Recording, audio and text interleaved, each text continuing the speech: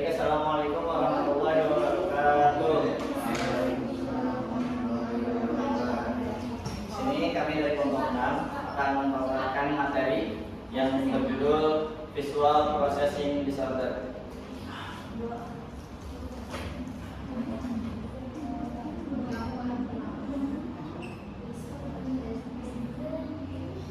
Baiklah, untuk di sini yang pertama itu pengertian. Apa itu Visual Processing Disorder? Visual Processing Disorder atau VPD adalah gangguan neurologis di mana otak mengalami kesulitan dalam memproses informasi visual yang diterima dari mata. Kondisi ini bukan karena masalah pada penglihatan, tetapi karena otak tidak menafsirkan sinyal visual dengan benar. Anak dengan gangguan VPD mungkin memiliki penglihatan normal, namun kesulitan memahami, mengorganisir, dan mengingat informasi visual. Selanjutnya ada jenis-jenis dari VPD. Yang pertama itu ada visual discrimination atau kesulitan untuk membedakan perbedaan bentuk, ukuran, dan warna. Yang kedua itu ada visual figure ground atau sulit menemukan objek dalam latar belakang ramai. Yang ketiga itu ada visual sequencing atau kesulitan memahami urutan huruf atau angka. Yang keempat, visual motor integration, sulit menyalin tulisan atau bentuk. Yang kelima itu ada visual memory atau sulit mengingat informasi visual.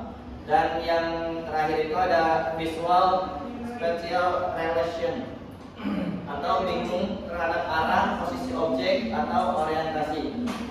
Baik, untuk materi selanjutnya apa yang disampaikan oleh Syahid Ali. Kemudian ada ciri-cirinya. Itu pertama itu ada sering membalik huruf atau kata saat membaca atau menulis. Kemudian yang kedua itu sering kehilangan tempat saat membaca. Yang ketiga, sulit membedakan antara huruf seperti B atau D, P dengan Q. Terus yang keempat itu sulit menyalin tulisan dari papan tulis. Yang kelima, koordinasi mata dan tangan buruk. Dan yang terakhir, lambat dalam memahami arah atau peta. Yang kemudian ada penyebabnya. Yang pertama itu faktor genetik atau riwayat keluarga. Kemudian gangguan perkembangan sistem saraf pusat. Ketiga, cedera otak atau trauma kepala. Yang keempat, komplikasi saat lahir seperti kekurangan oksigen. Dan yang terakhir, masalah pada sistem sensorik lainnya. Kemudian itu ada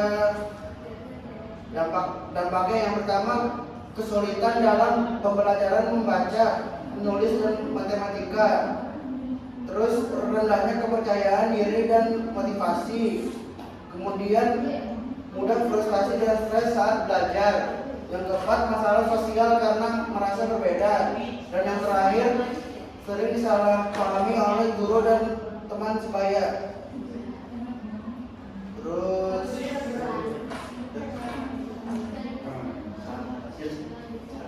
cara mengatasinya, yang pertama itu ada terapi okupasi, melatih keterampilan motorik dan integritas visual motor. Yang kedua ada terapi visual, latihan untuk meningkatkan fungsi penglihatan, yaitu dengan mata.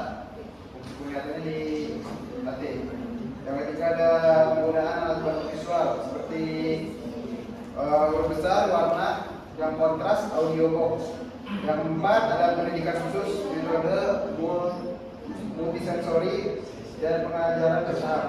Yang kelima, dukungan emosional dari keluarga dan guru itu sangat penting. Yang di sini ada peran orang tua dan guru. Yang pertama, orang tua waspadai gejala sejak dini. Jadi orang tua itu harus mengetahui gejala-gejalanya apa sejak dini, seperti yang ditentukan di atas. Yang kedua, berikan dukungan emosional dan motivasi. Yang ketiga ada konsultasi dengan pihak yang profesional yang mengetahui hal ini. Guru, gunakan media visual dan audio. Yang kedua ada berikan waktu tambahan saat tugas. Karena apa? Karena ketika seorang anak yang mengalami ini remote. Yang ketiga di situ ada dorongan dan bantu anak-anak dalam beradaptasi. Oke, kesimpulannya visual processing disorder adalah gangguan neurologis yang dapat mempengaruhi kemampuan anak dalam belajar dan berinteraksi dengan deteksi sejak dini.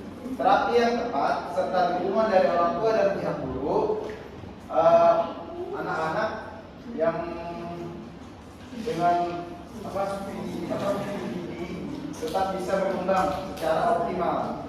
Jadi seperti itu. Kurang lebihnya mohon maaf. Assalamualaikum warahmatullahi wabarakatuh.